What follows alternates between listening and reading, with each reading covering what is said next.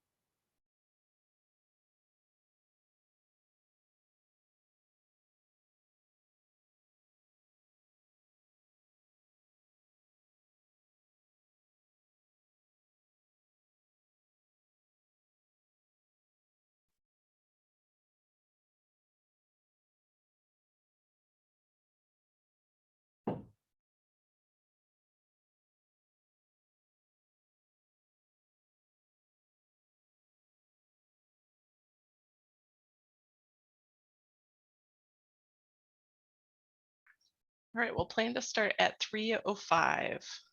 So 2 more minutes.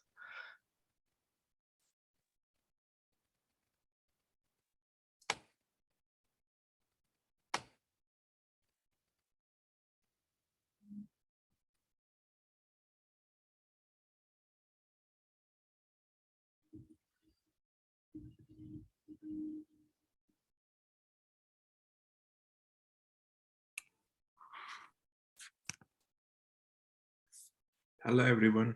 Good afternoon. This is Vikram. Hello, thanks for joining. We'll be starting at 3:05, so 2 more minutes. Sure, Kathryn. Thank you.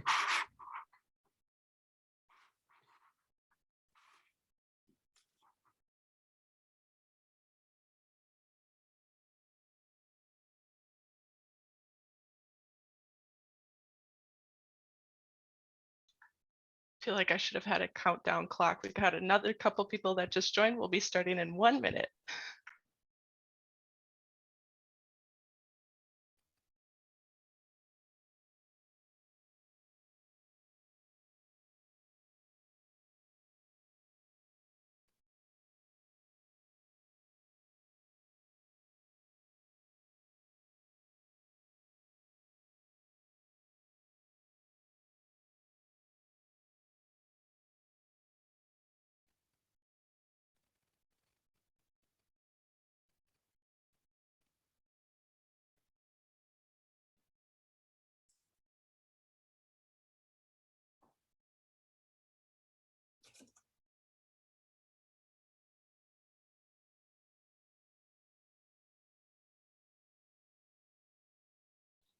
All right, my clock just ticked to 3:05, so let's get started. Welcome to the impact of Log4j past, present, and future. Today, I will be your host. I'm super excited. I just joined the Twin Cities chapter for Cyversity along with Frank and Mike, and I'm currently the senior engineering manager at Target for the product security team. So this topic is close and dear to my heart. I personally love the ability and security to be part of an organization that gives back and learn and talk about security issues like this that we can't always do in other industries. So really excited about our panel that we've got here today. The agenda for what we'll go through is an overview of the Log4j vulnerability, then dive into a panel discussion. If you have any questions, please post them in the chat. We will have Mike watching, and if we've got any time, we'll ask a couple at the end. Otherwise, we will end with a breakout room focused around Log4j. So first up, we've got Jack Marsal from the WhiteSource software company who's joined to help walk through what Log4j was, why was there a fire drill around it if you haven't heard much about it yet, and then how his company provides information to help developers find and fix open source vulnerabilities, which is exactly what this issue was. So thank you again, Jack, for coming to speak with us and share more detailed information. Take it away. You're welcome, Katie. It's great to be here. Thank you for everyone attending. Yeah, I just want to spend a few minutes talking about what was Log4j. What is Log4j? Some of you know way more about Log4j than you ever wanted to because you had to deal with this issue. Some of you don't know about it. So everybody's going to get up to the same level at this point. It's a Java-based logging utility. It's open source software offered by the Apache Foundation, and it is very widely used. It's actually included in the Mars Pathfinder rover, and it's used in the Minecraft game. And my guess is that probably everybody on this call today has used some application over the last week that is using Log4j. The big thing happened on December 10th, which was an announcement by NIST that there was a vulnerability in Log4j, and it allowed arbitrary remote code execution. And they rated it a 10 score. You see on my screen, that's the most maximum severity score possible. So I mentioned that it's widely used, but just some data around that. WhiteSource researchers found that approximately 58,000 Java packages that are available on Maven contained a vulnerable Log4j component, a library.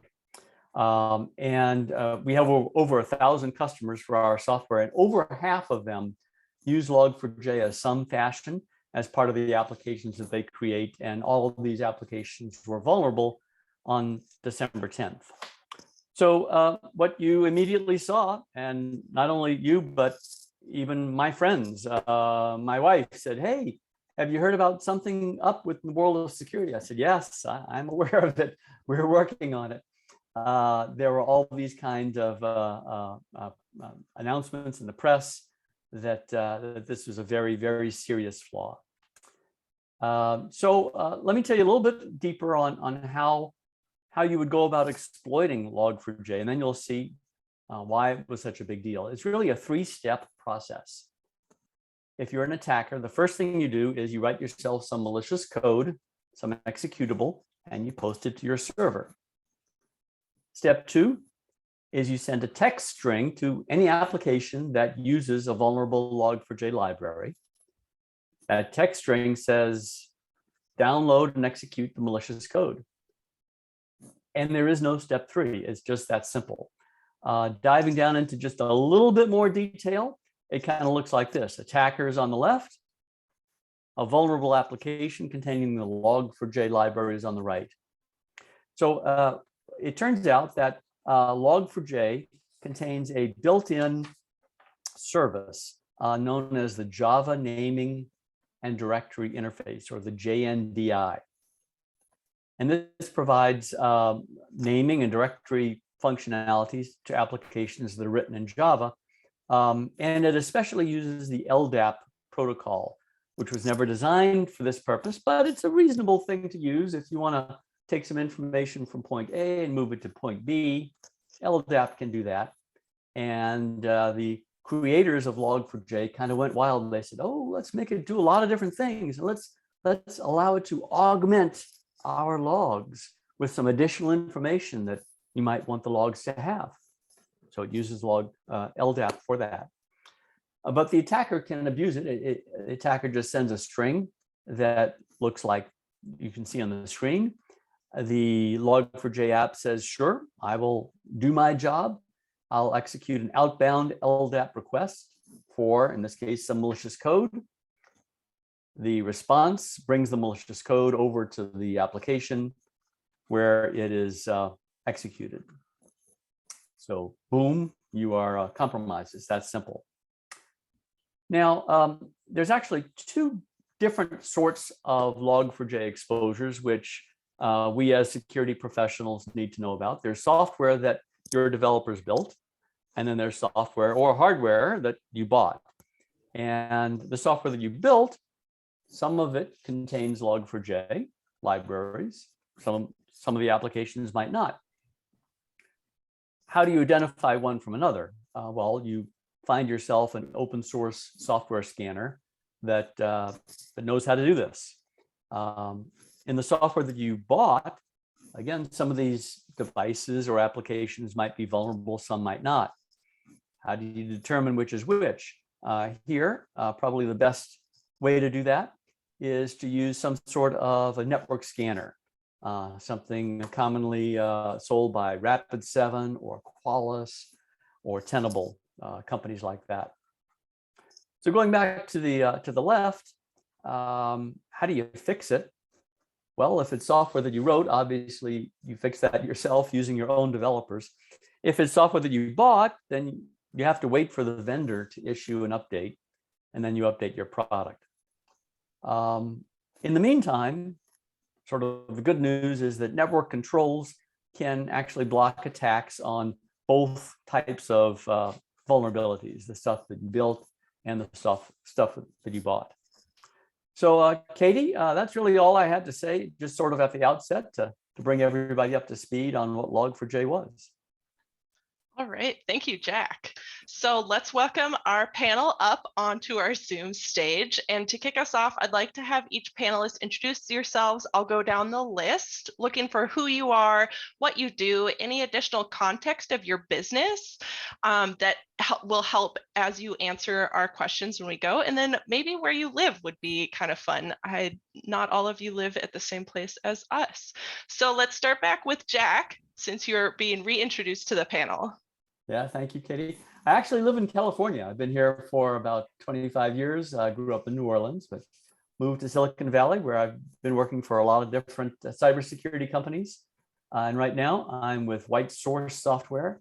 For the last 10 years, they've been in the business of helping developers and security teams understand what do they have and whether there's a vulnerability in it or maybe a restrictive license associated with the open source software that the lawyers wouldn't like you to be using.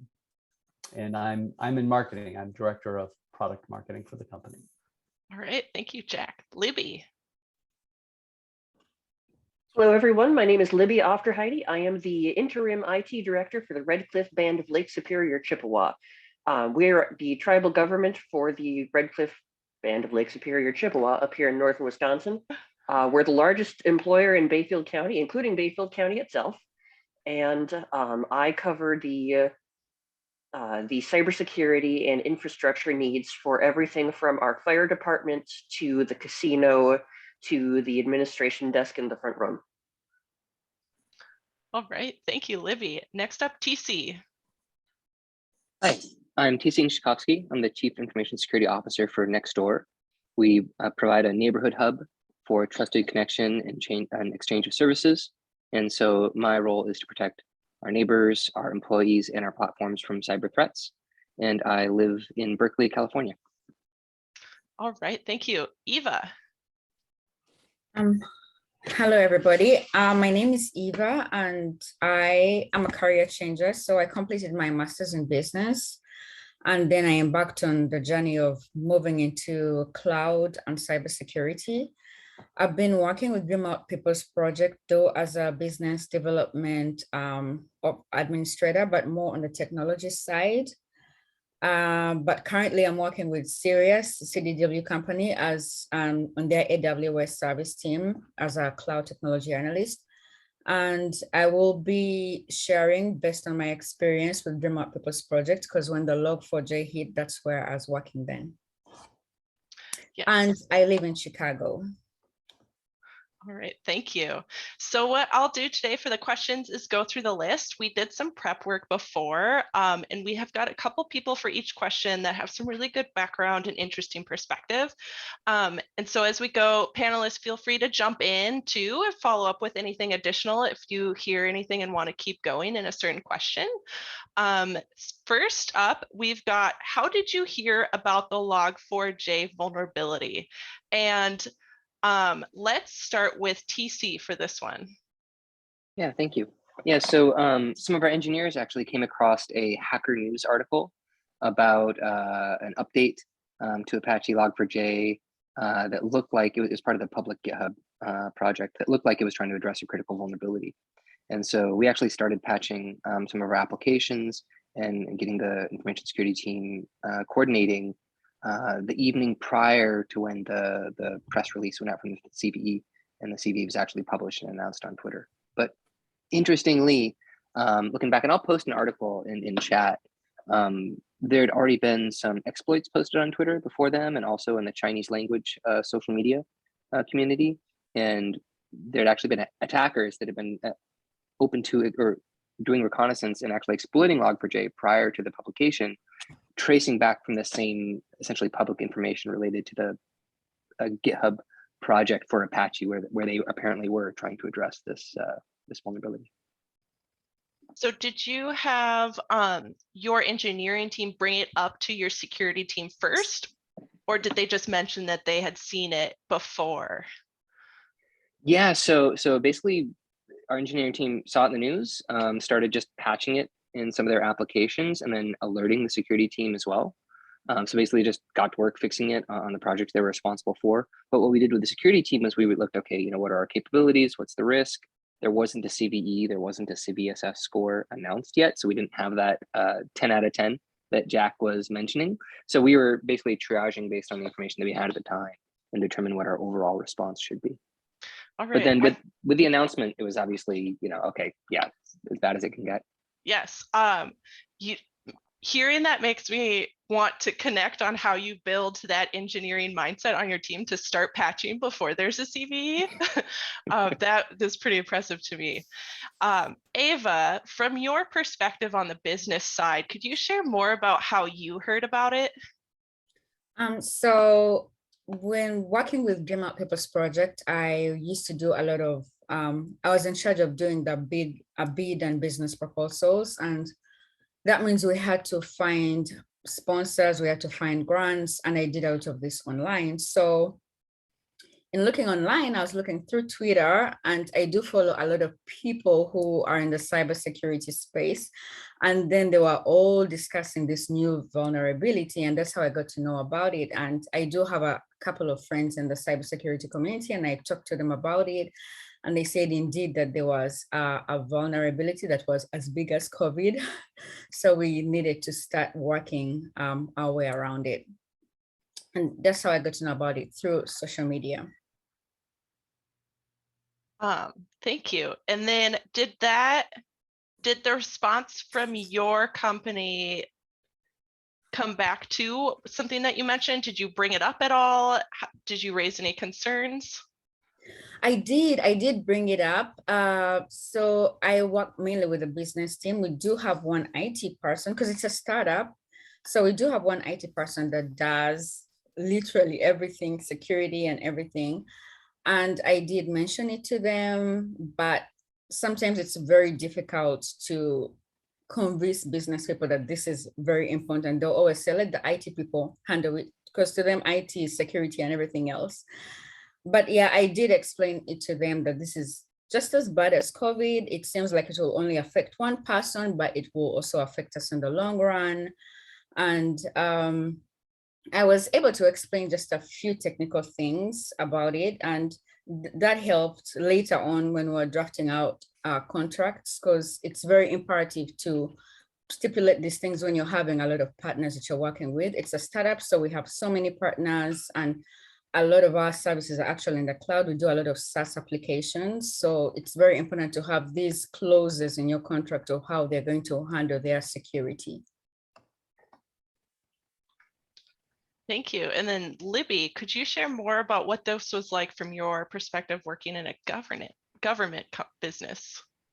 So being in the public sector and also being a member of a bunch of information sharing organizations means that I didn't find out about this from Twitter or from any of my coworkers because I'm 1/3 of a 3-person department. It's me, my help desk guy, and our sysadmin. I got a email from the MSISAC, the Multi-State Information Sharing. I have to look it up.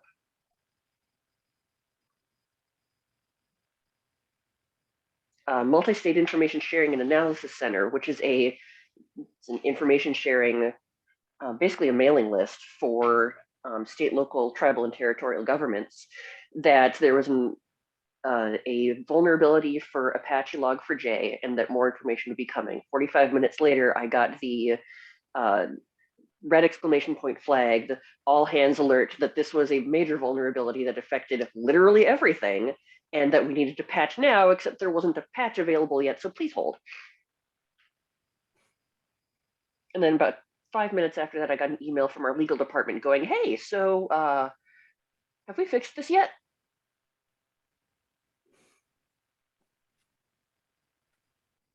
And your answer was yes, right away. It's fixed. Thank you, I'm working on it. Yep. Going off of that, pivoting into like what steps did you take to remediate the vulnerability? Could you share more about like how did that process go? How did you know you got everything covered? I think when we were pre-prepping for this, you mentioned you've got something on a whiteboard, so you feel really confident about it. Can you share more about that? So because we're a government organization, we don't have, we don't write our own code. We don't do any development work. We don't maintain our own software. Everything we use is either bought from somebody else or we share that access with either the state of Wisconsin or other local tribal organizations. So everything on my network is a glorified front end for a SQL database, literally everything, which means that everything was vulnerable. The bright side is there's 14 pieces of software that are installed locally, 4 that are cloud-based and therefore not my problem. And everything that we had, I could immediately decouple from online access, so nobody could get to it unless they were on a computer that had it locally installed, or I had allowed them RDP access to the server. So there was effectively no way for anyone to get from the outside of our environment into that vulnerable place and apply any of that malicious code. If I could ask, was that true even before the announcement, or did you have to like throw the emergency switch, so to speak, to prevent that access? I had to cut off our remote desktop access for 6 people with administrative rights. Yeah, not too big a deal. All right, open it up. Oh yeah, Jack, yeah, take it. Yeah, if I could jump in, I prepared a slide on this, which I think would be helpful for everyone. So let me share. The way that WhiteSource thinks about this is there's some things you could have done before the announcement, basically to know what you have, and then after the announcement, basically to push those buttons, throw those emergency switches. I think in terms of sort of 4 different steps: preparation in advance. As Eva was saying, she knew what the dangerous ingress points were. So she understood her trust boundaries and what switches she could throw. One of the things that WhiteSource and other software application testing companies can help you with is understanding your applications, what's in them, what the attack surface looks like. And then after the announcement, a lot of our customers, including us, immediately jumped to the mitigation. Because as I mentioned in the previous slide, both the things that you bought and the things that you built can be protected if you have sufficient network remediation. Update the rules in your firewall and your web application firewall and so forth, which then gives you some time for the third step, which is actually remediating the root cause of the problem, both the things that you built and the things that you bought. And in this case, there were also some reconfigurations that you could do to the Log4j library to prevent, or I don't know about prevent, but reduce its opportunity to be exploited. And then sort of in the meantime, some of our customers were able to completely remediate all of their software within a day. In fact, we have one customer that did it within 10 hours. I think they had 4,000 different software projects. So they'd prepared really well in advance. Other customers took weeks, and as we're reading, still to this day, 40% of the downloads from open source software repositories like Maven contain vulnerable versions of Log4j. So it's going to take a long time for this to be fully resolved. And during that sort of long tail, we did ourselves, and we recommend the customers, monitor network traffic to see if an attacker got through something you didn't know was there, or maybe they just got through faster than you were able to kind of throw that emergency switch. Hope that's helpful, Katie.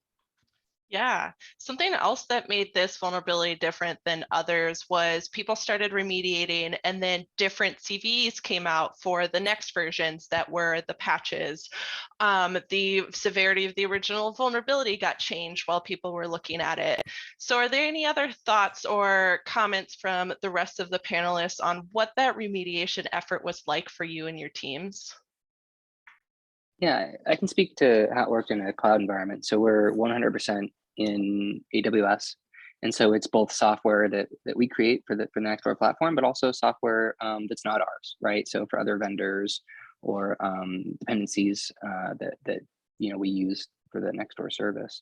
So a really helpful tool was for us was a cloud security posture management solution that does a lot of things like vulnerability scanning, policy management, attack and breach detection.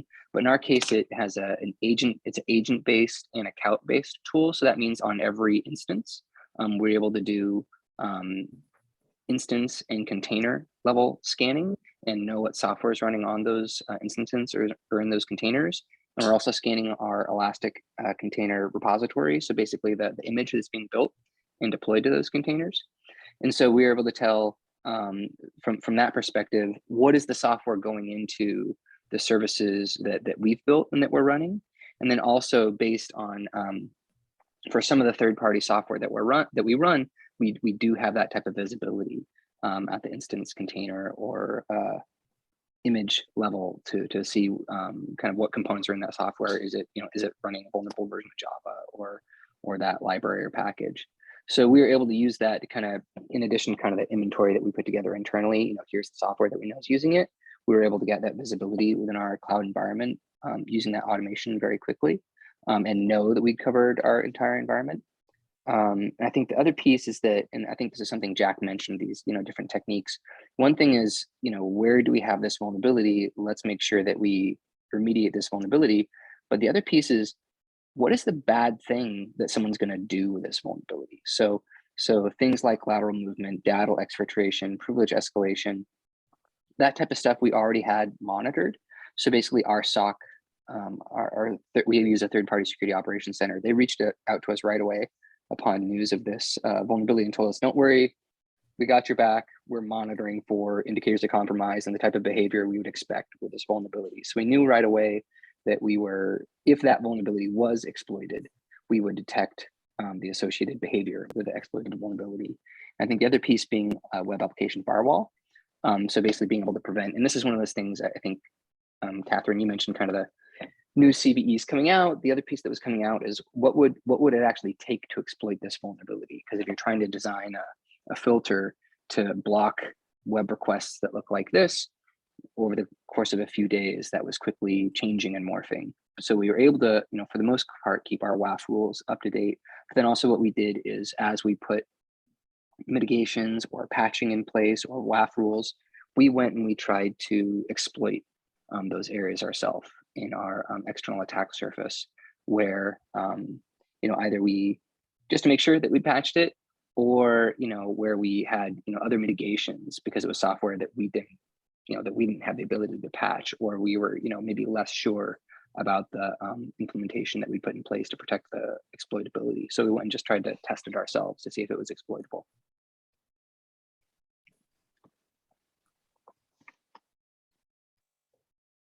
And then similar to that, how you're remediating the efforts, you realize that it's something that needs to be fixed. How did you see communication around this working in your organization?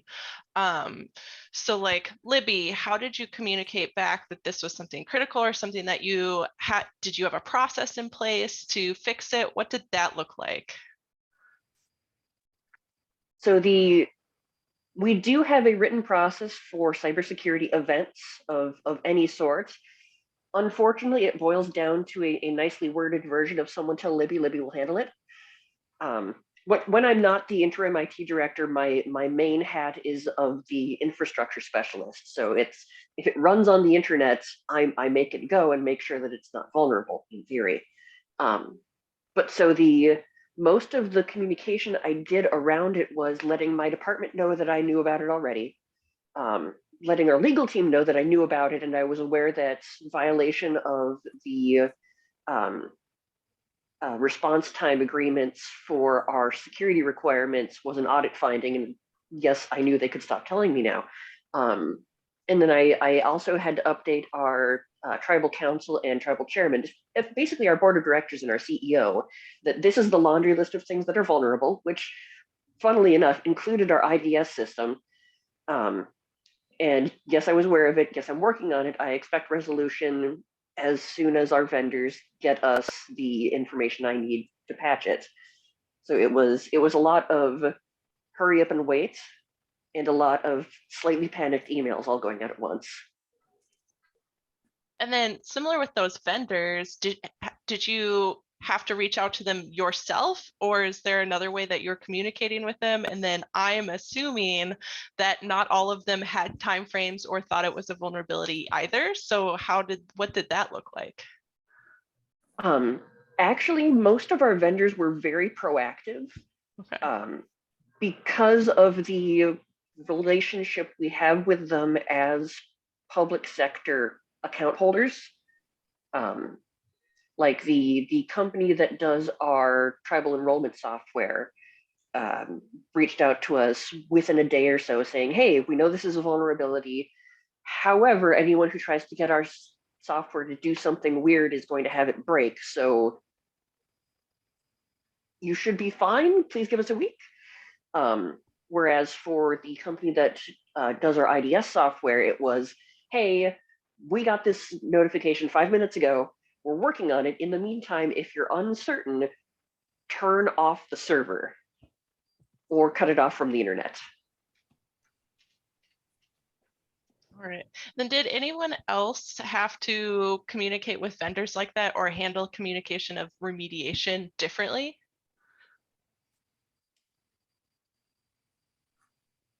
I guess I actually had a question for you, Libby. I know you talked about different responses from vendors, what you could take in the interim. Were you able to go back and look to see kind of, were you guys being exploited? Did you have any, traffic or logs to show like, we were being exploited at this time?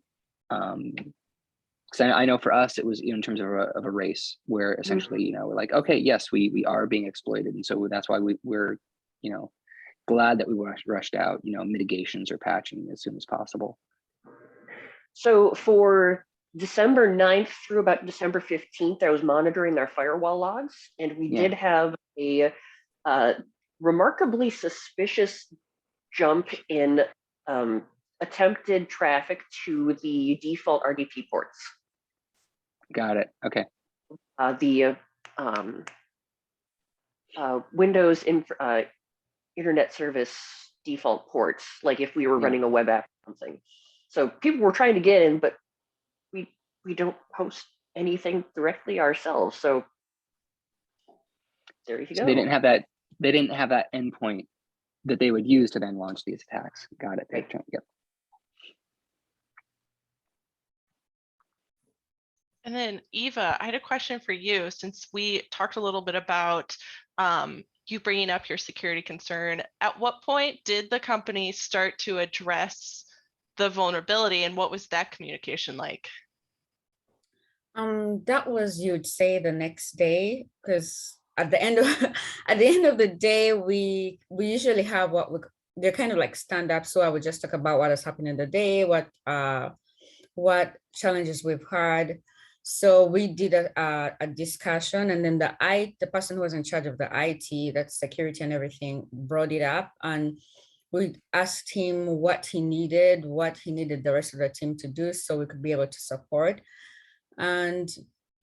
But by then, because a lot of applications again are in clouds, like he has to just have to create documentation to write to the different vendors and ask them if they have any patches released, and he'll have to remain working on call so that as soon as the patches are released, even if they're released at night, he can patch the different applications immediately. So that's what we had to do. I think a few days later, we had to write a few small formal emails just to make sure that, the companies were doing something about it, our partners were doing something about it, and were aware of the situation, because some companies were not really aware. So we just had to make sure they were on top of their game, and that's pretty much what we did. All right. And then TC, you mentioned this being a race, your engineers finding the issue out and starting to patch before. Did your timeline and shape and like what the context of your messaging within your company, did that change during the life cycle of this vulnerability, or was it all just like, this is really important to fix, we need to fix this ASAP? Yeah, I think it took us, it was kind of late.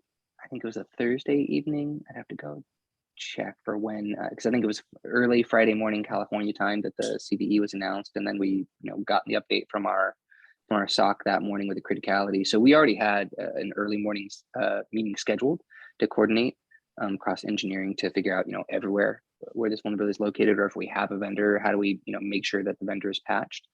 So I think for us, there's a process, and we actually had a good lesson learned from this in terms of there's a SEV process that's common at a lot of, I think, maybe consumer focused engineering organizations, where if there's something broken in the app and it doesn't work. So if you think of, if you use the NextDoor app on your phone and you pull it up and you're like, where's the latest posts in the feed, and you don't see anything, like that's an alarm for us. Something's not working in the app, it's degrading the experience. And so the SEV goes out to all of engineering. And one of our takeaways was to leverage this same SEV process that engineering uses for these types of security incidents, because we really need that visibility within the engineering organization to get the right people and to communicate the right sense of urgency that, right now we need to find out, where we're vulnerable, we need to get it patched, it needs to happen right now.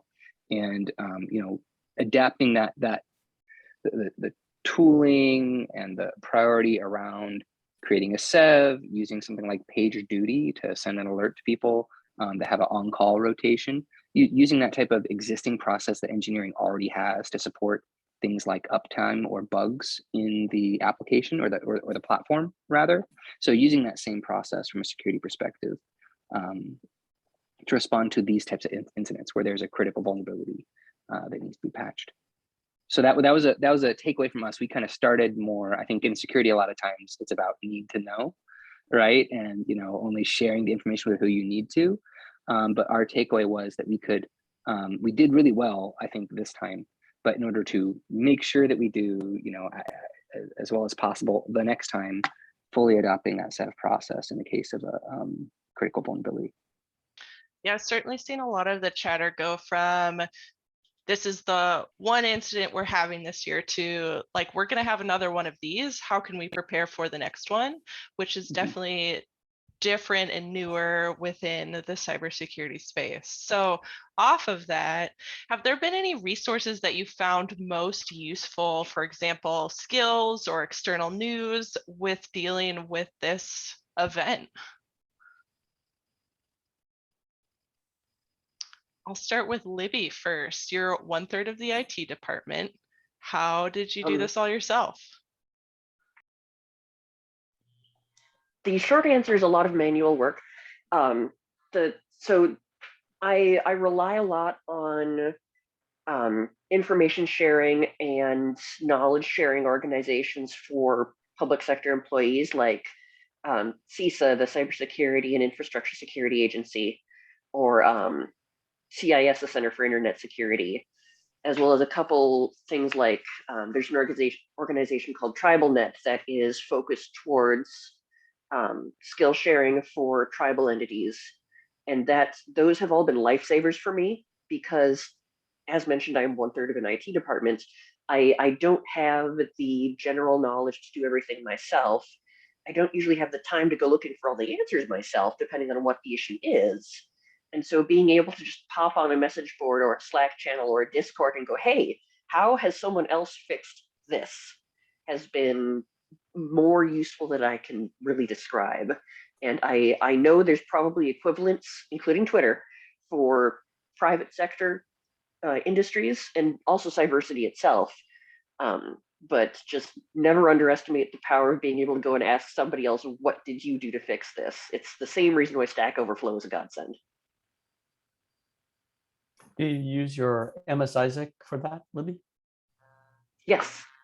Cool. The MS Isaac is actually the source of my weekly vulnerability updates, and I get a TLP coded instant sort of notification blast anytime there's a major vulnerability that tells me what the CVE is, where the patch is, and what specifically is vulnerable about it, so I can check my environment for that specific vulnerability. It's really great.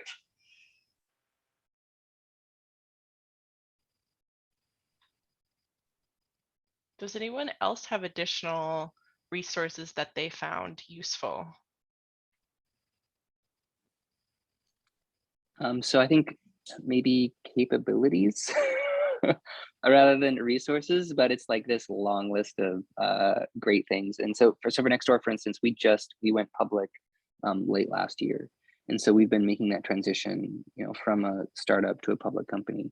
And I think this is something where, kind of feeling Libby's pain, a lot of times organizations are trying to, get the right resources, get the right support, to really take a proactive approach to cyber, right? And it pays off essentially for situations like this. So we had that cloud security posture management, with an agent-based solution and account-based monitoring as well. So basically we had agents on every instance to be able to detect if there was any malicious activity. And then also at the AWS account level, within the overall AWS account, we had a third-party SOC that was reviewing all those logs, reviewing CloudTrail activity in order to tell if there was any malicious behavior. We had that capability to see, what's the software that's going into, that's ending up, that we're running in our production infrastructure, both from ECR scanning. So basically this is the image before it's deployed, and then what's actually running on those instances. And then tools, I think this didn't pay off with Log4j, the idea of scanning the software before it's deployed to production, because basically when it's announced, the stuff's already in production. What's in those vulnerabilities that's already in production. So I think the knowing the software running in production, being able to have visibility into those instances, into the accounts, into the what's actually included in the image, having a SOC that's monitoring those alerts and monitoring that behavior, and then having a web application firewall that you can tune as needed. So yeah, those capabilities are, I know they're expensive to configure, deploy, pay for, get the most out of. But I think those pieces allowed us to, even though it was a new vulnerability and people were attacking it from day one, we already had controls in place to protect us on day one. And alongside some of those capabilities you just mentioned, since a majority of your stuff is in the cloud, have you changed or thought about adjusting your cloud security posture for the long term? I think this validated our strategy essentially, where it's like, okay, I mean, you can pay for things like a SOC, or you can pay for, I mean, some of the software and services are pretty expensive. But the vulnerability is announced, and immediately your SOC reaches out to, immediately your kind of vulnerability scanning and host detection vendor reaches out to you and says, we already have a test for this environment. We're already detecting malicious behavior for this in your environment. It's already being monitored. That really gives the business case for why you're investing in those things, so that when an event like this occurs, you're already covered. So I think it actually validated our strategy rather than us needing to change our strategy. I think one lesson learned that we have, besides kind of defaulting to a more open incident response process to this type of vulnerability, is also just being more aware of how difficult it can be when working with vendors. So we took a lot of proactive steps on ourselves, for instance, patching some vendor software ourselves before they had a patch available, or using other tools in terms of WAF or network controls to limit access to vulnerable components. Because I think, like Eva and Libby were talking about, how long it can take to get a patch from a vendor. If people are not only attacking it on day one, but attacking it on day -7, right, or day -14, before it's even announced, people are already exploiting it. Going into it as a business, do we want to wait a week before this is patched? Do we want to take the system offline until it's patched? And so for us, for instance, like if we go offline, we're not making money, and it still costs money to pay everybody, those kind of stuff, right? So I think for us, we want to have the ability to keep our services up and running, to have that business resiliency. And so I think for us, it was just being more cognizant in terms of, yes, we're going to have to do these things where we move. We're not just going to be able to wait on our vendors and kind of put our hands up in the air until our vendors kind of give us the level of assurance that we need. We're going to want the tools in the toolbox to be able to mitigate risk, and then also just be prepared that it can be a longer slog with certain vendors before you get the most elegant solution. And that's why some of these other things in the toolbox, such as a WAF, such as testing our own exploitability ourselves, were very important controls to give us the confidence. And even just our engineers, patching some of the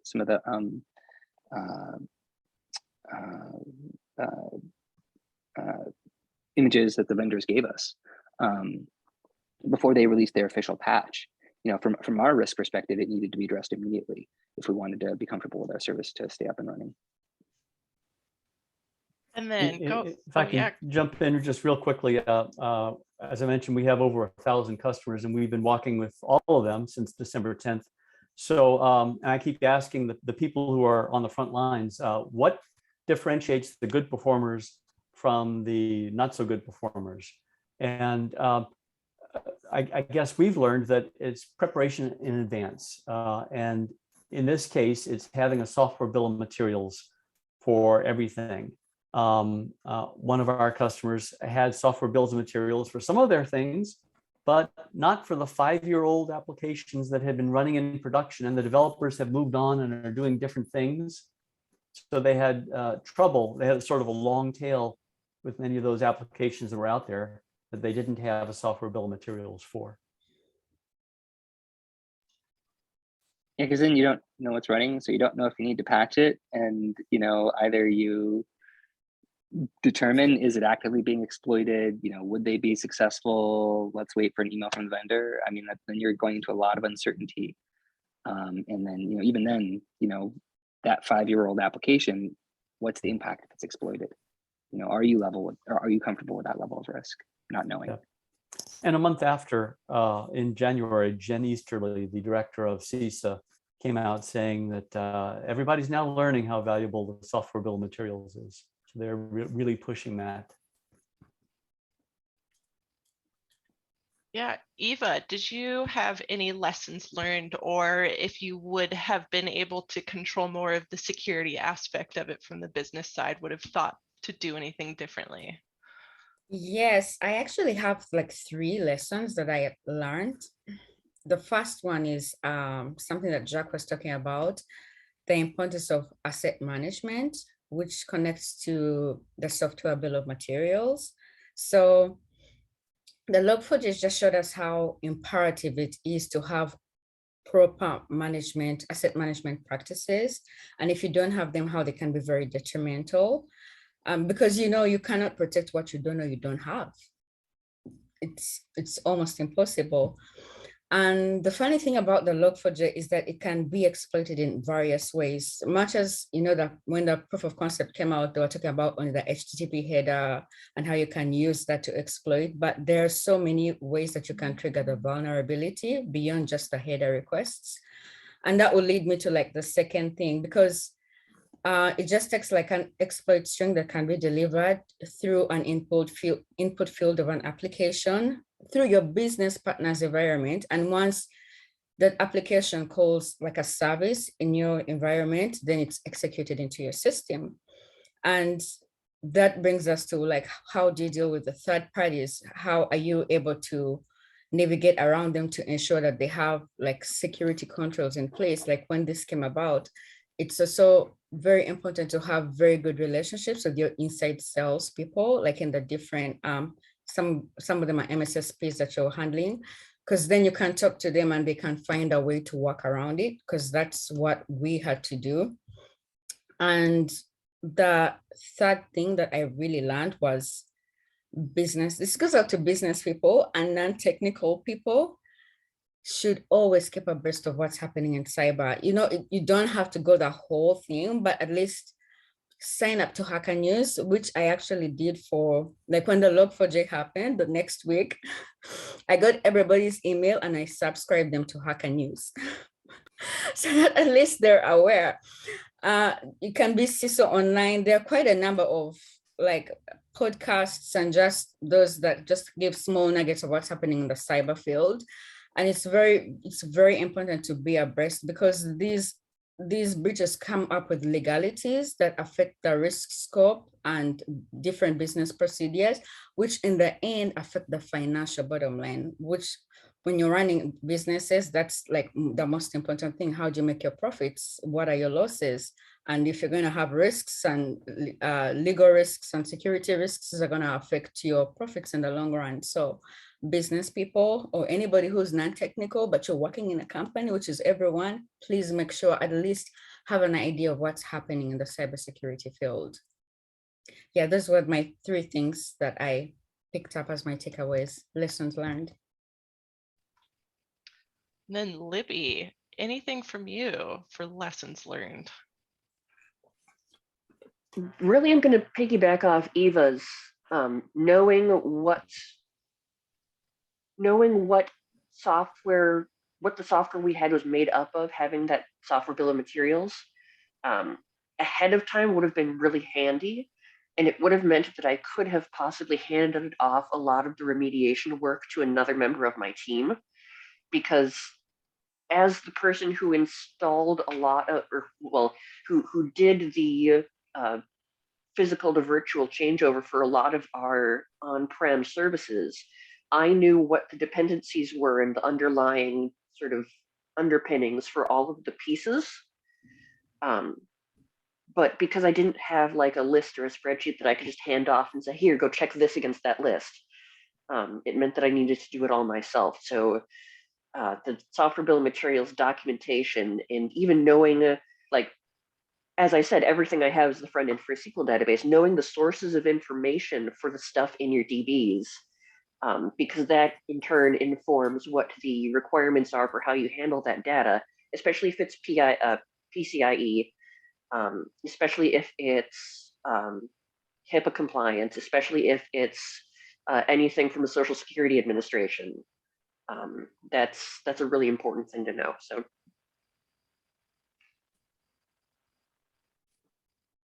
Right, those were all of the questions we had planned. We can open it up to questions now from the group. There was one question, and it goes, did Log4j change how your company builds or acquires new software? I think you may have touched on that a little bit, but I guess any additional thoughts around how it changed the way that you build or acquire new software? And open that up to anyone on the panel to answer.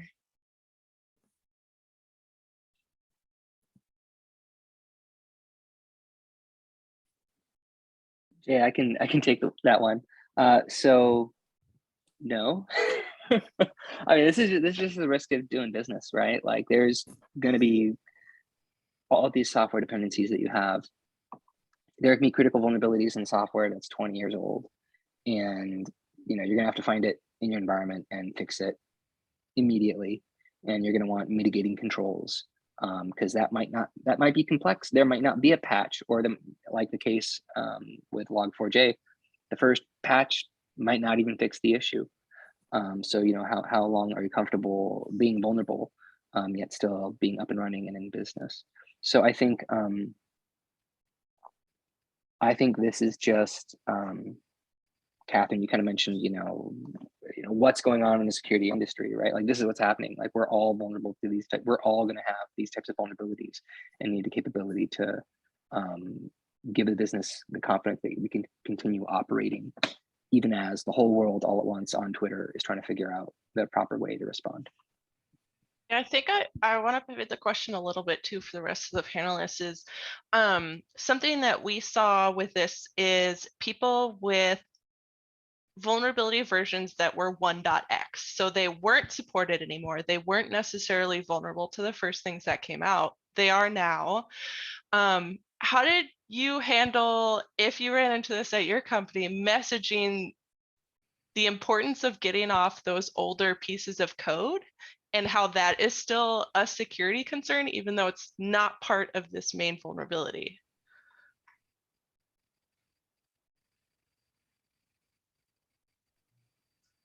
So that's something I'm dealing with right now. One of our utility control software packages runs a 1.x version of SQL, which has the affected Log4j version in it, and I think it only runs on Windows XP anymore. So it's airlocked, or sorry, air gapped from everything else, but we have to have it because it's the only thing that works with our current level of hardware, and we don't have the budget to replace any of it. So it's just one more thing on the list of, and this is a known vulnerability that we have sitting right here in this room, right there, that we just need to know about and be very, very sure that nobody goes in there with a USB drive and a dumb idea. It's just one of the things that we have to deal with because we're running so much legacy hardware and controlling it with so much legacy software in so many places. I just wanted to add to that, Libby. That's one of the things I used to work at the Federal Reserve, and if you're in a lot of different sectors, banking, healthcare, government, you're going to have a lot of legacy hardware, software, and that's one of the things I really had to change my kind of perspective around solutions going into like a cloud native startup. So a lot of those, the latest greatest tools, right? So the developers can use them. Security can use them too, right? So kind of the perspective can change around what capabilities that you have. But yeah, I mean, that's really difficult when you're dealing with those older systems, and kind of trying to make the risk assessment in terms of, should we just air gap, be comfortable with this risk, or pay to modernize it. A lot of the latest tools aren't going to be available to manage those systems. It's difficult.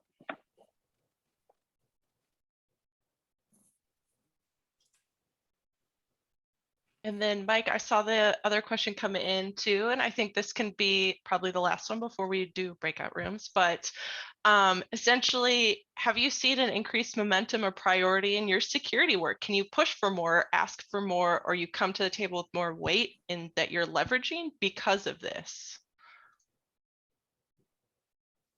I personally wouldn't say there was an increased momentum. I think there was just more of a heightened awareness of how security could affect like the business side of things. So like I said, I signed up everybody to Hacker News, which I don't think they liked, but now they are aware of what happens in the cybersecurity field, of because I left the company, but I did have somebody called me telling me about the Google vulnerability.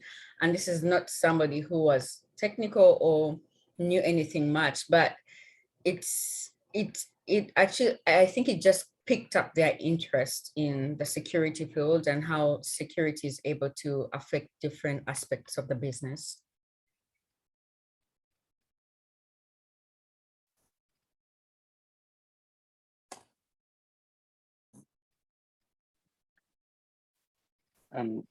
Kathryn, the philosophy I've always taken is never let a good incident go to waste. So you can you can plan things out from like a program perspective, like, we should really do a tabletop, or we should really have like a risk register. Hey, there could be a critical 0 day any day that our company needs to respond to. How do we respond? What capabilities do we have? Does management know what we need to do? What is the run book with engineering? You can plan to do and take on this type of work. But when it actually happens, you end up actually doing all those things. And then, the next piece is like doing the like post-incident report, the PIR or the retrospective, like, okay, what actually happened? How did communication work within the organization? What were our weaknesses? What were our strengths? What do we want to do better next time? And then using that to drive improvements across the organization. So I think like, unless you're hacked and like business ends, or you're hacked and there's like some horrible impact, having incidents like this, I think actually helps security programs overall, because a near miss is just what you need to kind of realize kind of the inherent risk in your business, and why it is that you invest in, like Jack was saying, preparation, right? I mean, you could go with this. I mean, every business could have a policy around, hey, what type of vulnerabilities come out, and what's our patching SLA, and how comfortable are we with running certain systems when there's not a patch available. They could have a run book in terms of, this is exactly how you coordinate with engineering, IT, different businesses. They could have tabletop exercises to role play this, so that it's not just that they're following a run book, but they already know the people that they're working with, the calling tree, and what the mechanics are like to go down a book. There's so much work you can put into preparation for these types of incidents, and I think it depends on your business and your risk profile, and how often you're having these types of incidents. So something that was really special about Log4j is that pretty much every company in the world now had a critical vulnerability that they needed to respond to, because it's that 10 out of 10. But there's always more work you can put into preparing for this type of incident. But of course, you need to balance that against everything else that you're trying to accomplish as a security team or as a business. For us, not only everything that TC and Ava have already covered, but I also use the AAR, or After Action Report, as budget justification to hire a new position. So I can be 1/4 of a 4-person team instead of 1/3 of a 3-person team. And the ability to grab more hands and pull in more people is a luxury that we do not always have. So that's been the biggest deal for me. How would your organization have responded if you were out on vacation that week and didn't have your laptop with you? And are they comfortable with that level of risk? I am basically 24/7 on call due to the nature of my position. So they would have called my phone, and if they didn't get me, they probably would have called my husband, because he's the IT director for another tribal organization the next city over, and they all know his cell phone number anyway. Welcome to small towns. Yeah, I'll put kind of a crazy caveat on this. So I did a lot of research with the team to figure out what happened during this incident, and our NextDoor's response, and putting together our timeline, and reviewing the Slack messages, reviewing the emails and stuff. But I actually had to put that together afterwards, because I was actually out on paternity leave. I had like a 5-month-old baby, and I was out on paternity leave. So I'm a CISO, so I was still checking my Slack to see if there were any emergencies, and my But you were a little boss busy. reached out. But basically, we had a great team in place, and so my team was able to run this without me. And so when I got called about it, and when I looked at what's going on, I'm like, hey, the team's on it. They're working with the SOC. They're working with they're working with vendors. Don't worry, we got it under control. And so I think, that kind of level of preparation, one of the reasons I'm so excited about Cyversity is it's all about the people. And so, if you're so lucky to have a team, right, really hiring the right people that are passionate about this work, that are, take it very seriously, that are ready to, respond to an incident, because an incident like this becomes all hands on deck for everybody in a security organization. But for me, I basically had a phone call and, checked a few Slack messages, and I didn't have to deal with Log4j personally until, a month later when I came back into the office. And, really, again, I made sure that we were doing the right things and that we had the right capabilities in place. But having that resiliency within the team is really important, and hiring the right people is really important. And having all those things ahead of time, right? Those capabilities ahead of time. Yeah, we'll get there eventually, I hope. Yeah, or that's just an existential risk. That's you're in a super tough spot, right? I think Eva also, some of the stuff you were talking about in terms of trying to get more of your colleagues and coworkers interested in cybersecurity and paying attention to cybersecurity. And I think it's but that's a truth for smaller organizations, right? Or maybe organizations that have like more of a I don't know how to describe it, but the risk profile is like, it's not that we need to be up and running on the internet all the time, but when something really bad happens, we have to be able to respond. That resiliency within a team, that's why doing something like a tabletop like this, so what happens if I'm not in the office? What are the minimum steps that, the rest of the team could take if I'm not there? Exactly. All right. Thank you all panelists for participating today. That was a really good conversation. I learned a lot, even though we prepped too. We've got a booth at Secure 360 for anyone in the Twin Cities area. Look forward to seeing you if you want to stop by. We're offering to cover some of the membership fees for the first 30 folks who sign up at the booth. So happy to get some more Twin Cities folks involved. There's a post-event survey. If you would take that, that helps us shape future events. And then for breakout rooms, will be broken out into those. Please do not come back to the meeting. Just head out whenever you're done with your breakout rooms. And we've got one question for everyone to talk about. How did you learn about Log4j within your group? And then head off when you are done.